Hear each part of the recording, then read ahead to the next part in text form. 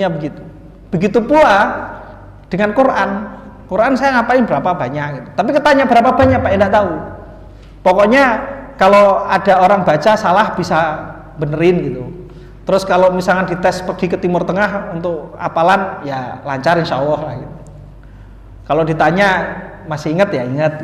Yang penting begitu. Nah, kenapa saya punya prinsip begitu? Karena saya dapat dari sebuah hadis mengatakan begini.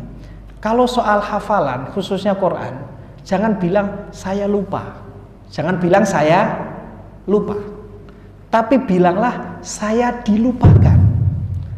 La taqul nasina, walakin qulu nusina. Jangan bilang saya lupa. Untuk ilmu agama jangan bilang saya lupa. Tapi bilanglah saya dilupakan. Artinya apa? Tugas kamu itu, ini untuk ilmu agama nih, kalau ilmu yang lain terserah. Tugas kita itu yang penting belajar, jangan putus. Yang penting membaca. Dikasih pikiran cerdas, yang penting mau menghafal. Panggang nanti lupa atau apa, itu urusan lain. Makanya kita disuruh bilang nusina. Di hadis begitu. Maka dari prinsip itu, yang terpenting itu adalah jangan putus belajar dan membaca. Karena memang manusia begitu. Dapat ilmu yang baru, lupa yang lama. Begitu. Betul Pak Yagung ya. Dapat ilmu yang baru, lupa yang lama. Itulah kenapa hikmahnya. KTP itu nggak ada masa expirednya. Biar tetap kelihatan beristri gitu kan. Menikah gitu kan. Nanti masa expirednya dia nyari lagi, tulis lagi bujangan, bahaya nanti KTP-nya. Jadi yang terpenting itu adalah belajar, jangan putus. Soal lupa atau tidak. Begitu pula ngapalin Quran. Ngapalin Quran itu yang penting menghafal saja. Panggah nanti dapat 1 juz, 2 juz, 30 juz gitu. Makanya orang disebut hafal Quran itu karena apa? Karena pernah setoran. Cuman pernah setoran. Tapi setelah setor, ya masing-masing. Sebagian bisa jaga, sebagian lupa. Gitu. Tapi keliru kalau dia enggak baca Quran lagi, keliru. Yang benar gimana? Panggah lupa atau tidak, itu bukan urusan saya. Urusan saya baca. Urusan saya murojaah, mengulang. Itu inti dari ilmu. Jadi jangan khawatir. Nah, kenapa? Karena dalam perjalanan hidup itu berbeda Pak. Dulu zaman pesantren kita ngapalin gampang. Al-Quran sekian juz, orang tua saya tepuk tangan seneng gitu kan. Walaupun nggak dikasih hadiah, tepuk tangan doang, seneng gitu kan. Tapi ketika sudah berkeluarga ada prioritas kerja, prioritas ini, prioritas itu. Nah, akhirnya apa? Tensinya berubah. Dulu ngapalinya duduk, sekarang ngapalinya sambil nyetir, ya kan? Nah, itu pun kalau sempet ngapalin, kalau ada yang bagus-bagus gitu kan nggak jadi apa itu, hilang lagi. Tapi jalanin saja, nikmatin saja. Dulu di pesantren tahajudnya rajin, sekarang karena kecapean harus bikin setoran, ya sudah kecapean, kelewat tahajudnya, ganti subuh, ya sudah nikmatin. Itu bagian dari takdir Allah. Nah, itu jadi hidup itu menikmati. Nah, oleh karena itu sebenarnya agama itu mudah. Maka di hadis Nabi ini yang kita baca itu babu ad-dinu yusrun. Bab agama itu mudah.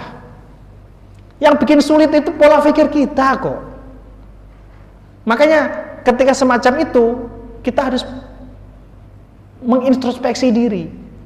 Kita beragama itu hadis Rasulullah sudah menegaskan ad-dinu yusrun. Agama itu mudah. Tapi kok kita ngerasa sulit? Jangan-jangan yang kita ikuti bukan agama, tetapi ego atau hawa nafsu kita. Jangan-jangan loh ya. Makanya ayo difikirkan ulang, dibaca lagi keberagamaan kita. Tegas banget, ad-dinu yusrun. Agama itu mudah. Nah ini babnya nih. Wa qaulin Nabi sallallahu alaihi wasallam. Rasulullah SAW bersabda, ahabbuddin ilallah, ya, agama yang paling amat sangat dicintai Allah, al-hanifiyatus samhah. Rasulullah sabda ini. Ini dalam hadis Sahih Bukhari ini. Menurut ulama begitu. Apa bilangnya? Ahabbuddin ilallah al-hanifiyatus samhah. Agama yang paling Allah cintai itu yang punya sifat al-hanifiyah as-samhah. Yang lurus, tegak, A, B, B jelas. A dinegosiasi jadi C, padahal C ini kebatilan. Enggak. Pokoknya selama masih dalam hal yang halal, pokoknya tidak haram secara kesepakatan. Tidak haram secara kesepakatan. Wes jalanin aja. Saya ulangi lagi, ini penting. Yang dimaksud al-hanifiyah yang lurus ini adalah jangan masuk di yang jelas-jelas haram. Yang jelas-jelas haram. Kalau masih dalam perdebatan para ulama dan perdebatan ini sesuatu yang diakui, maka jangan terlalu memperketat diri selama masih dalam perdebatan. Kalau perlu masih perdebatan, mendingan saya cari aman deh. Nah, itu lebih bagus lagi. Nah, disinilah perlunya konsepsi berpikir tentang makna lurus di dalam agama. Kita ini sudah masuk Islam kok, lurus. Benar lurus. Lah, lalu saya tanya lagi, kenapa setiap 5 waktu kamu berdoa ihdinas siratal mustaqim? Jalan yang lurus. Katanya kamu sudah yakin lurus. Karena lurus itu butuh perjuangan, Bapak Ibu sekalian. Lurus itu butuh ilmu. Lurus itu butuh bimbingan dari Allah Ta'ala. Ketahuannya lurus atau tidak itu nanti kapan? Nanti kalau kita sudah husnul khotimah, Allah ridho sehingga kita masuk surga, baru ketahuan kita itu lurus. Lah kalau sekarang gimana? Perjuangan. Kalau sekarang namanya perjuangan. Namanya perjuangan, ada ujian. Supaya kekeh dengan ujian itu, pakai ilmu. Hadirlah di majelis ilmu. Gitu Bapak Ibu ya. Nah, ada satu hadis di Bukhari juga. Itu ceritanya itu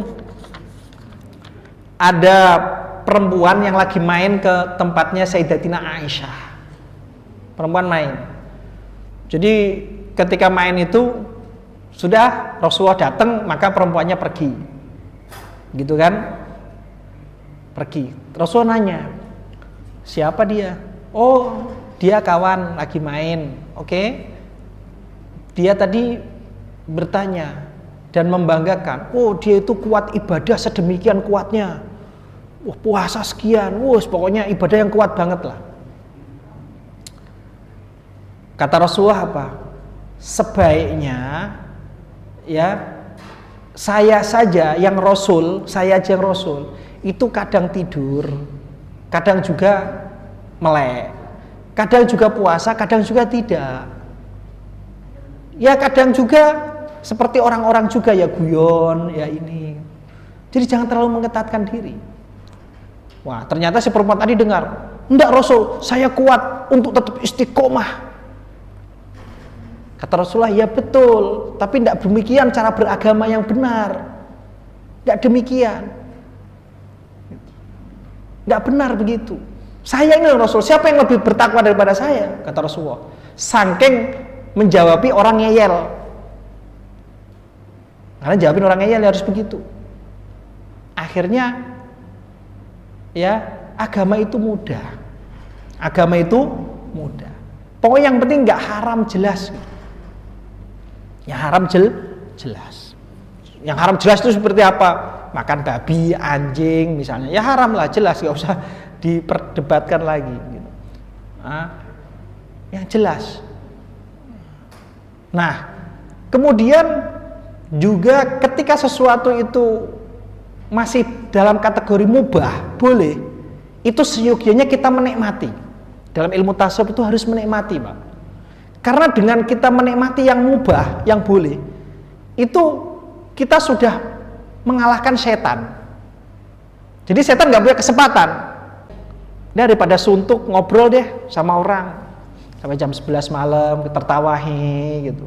Ini perkara mubah, boleh. Boleh. Kalau diniati, ya alhamdulillah lah, daripada ngobrol di diskotik, mendingan ngobrol depan rumah, minum kopi, tertawa-tertawa, seneng, ngilangin suntuk gitu kan. Ini mubah. Jadi sesuatu perkara yang mubah oleh ahli tasawuf, ketika itu dimaknai menjauhi yang haram, dimaknai menjauhi godaan setan, itu bernilai ibadah. Bernilai ibadah. Makanya orang mukmin itu berbagai macam kondisi itu selalu nilainya ibadah. Nilainya ibadah. Makanya Bapak Ibu misalnya, kebiasaan tahajud misalnya kebiasaan. Alhamdulillah baik. Tapi suatu ketika Allah takdirkan lain. Tiba-tiba Bapak Ibu kecapean. Sehingga kelewat. Jangan bilang, waduh, ini gara-gara ketiduran. Tidak boleh, Pak. Tidak boleh.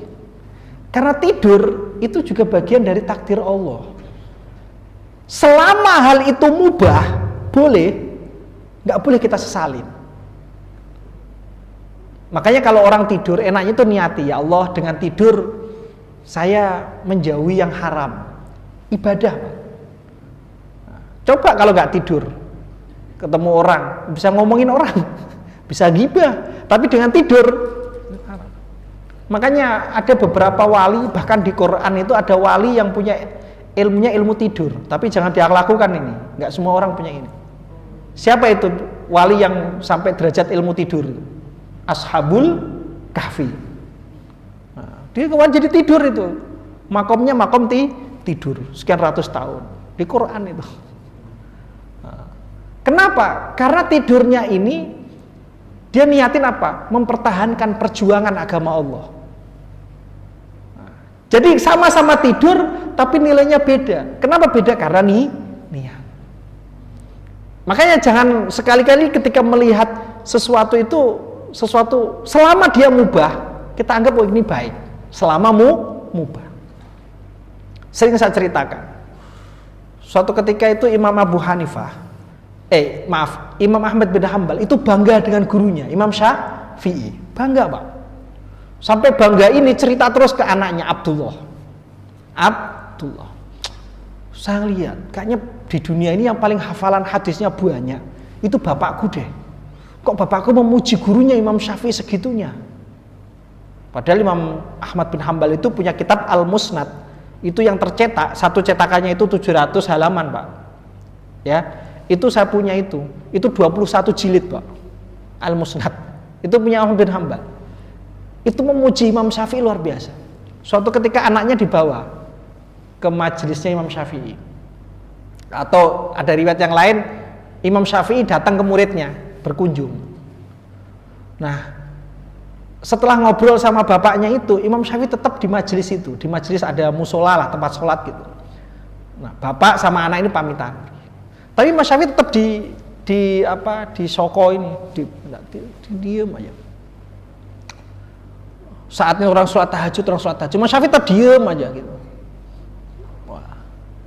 Tapi ketika ada adzan subuh, Imam Syafi'i langsung adzan, langsung sholat, nggak pakai wudhu. Wah, anaknya ini muskil. Wah, ini gurunya bapak yang dipuji setinggi langit. Wah, kok begini?